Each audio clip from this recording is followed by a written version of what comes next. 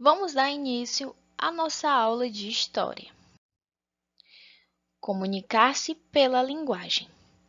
Antes do surgimento da linguagem verbal, os seres humanos se comunicavam por meio de gestos, gritos e até mesmo cheiros.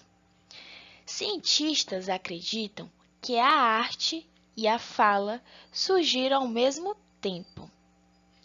Desde então, essas linguagens são utilizadas para a comunicação e para a transmissão de conhecimento. Depois do surgimento da linguagem verbal, os seres humanos inventaram outros meios para se comunicar. Os modos como nos comunicamos hoje são mais diversificados do que a maioria, como nossos antepassados se comunicavam.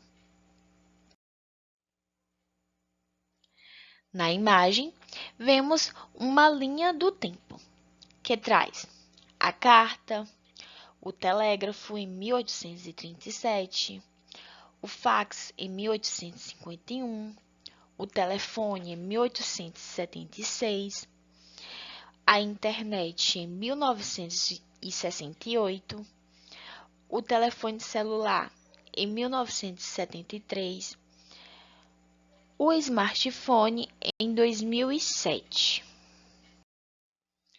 Estima-se que existam mais de 6.000 idiomas diferentes em uso no mundo. O idioma falado pelo maior número de pessoas é o chinês.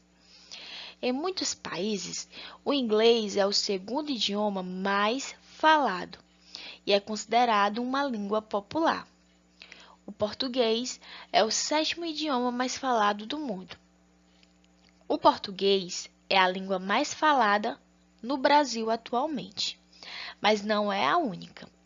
Segundo o censo de 2010 do Instituto Brasileiro de Geografia e Estatística, o IBGE, 274 línguas indígenas são faladas no país, além do português. A língua portuguesa também é falada em outros países do mundo. No mapa abaixo, podemos observar os países em que a língua portuguesa é o idioma oficial. Temos o Brasil, Cabo Verde, Portugal, Guiné-Bissau, São Tomé e Príncipe, Guiné, Guiné Equatorial, Angola, Moçambique e Timor-Leste. A Libras, como é conhecida a língua brasileira de sinais, é utilizada pela comunidade surda brasileira e ela é outra forma de nos comunicar, no caso, as pessoas que são surdas. Trata-se de uma língua de sinais que utiliza o movimento das mãos e do corpo. Como o português, a Libras tem regras gramaticais próprias e pode ser aprendida e utilizada por qualquer pessoa surda ou não. Estudiosos da linguagem acreditam que os deslocamentos dos primeiros grupos humanos ao longo do tempo proporcionaram o surgimento de línguas diferentes entre si. Algumas delas desapareceram e várias se modificaram, dando origem a outras. As línguas faladas no mundo em nossos dias são resultado de transformações ocorridas durante milênios nas línguas do passado. A escrita e os registros da história. Atualmente, é muito comum o uso de símbolos na comunicação. Alguns símbolos podem ser compreendidos por diferentes povos, independentemente da língua falada por eles. E por esse motivo, são muito utilizados para substituir avisos, comunicados e proibições por escrito. Exemplo disso, nós temos as placas. Essa maneira de se comunicar também é muito utilizada em redes sociais e aplicativos de trocas de mensagens. Os emojis, por exemplo, eles servem tanto para representar objetos como para demonstrar emoções, que são as carinhas. Então, as placas, os emojis também são uma forma de nos comunicarmos. Após o desenvolvimento da linguagem oral, os seres humanos demoraram milhares de anos para criar as primeiras formas de linguagem escrita.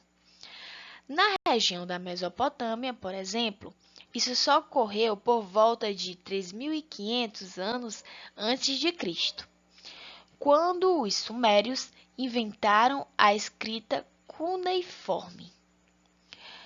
No mesmo período, os egípcios criaram a escrita hieróglifa, mas foram os fenícios que, por volta de 1.200 anos antes de Cristo, inventaram o primeiro alfabeto de que temos conhecimento.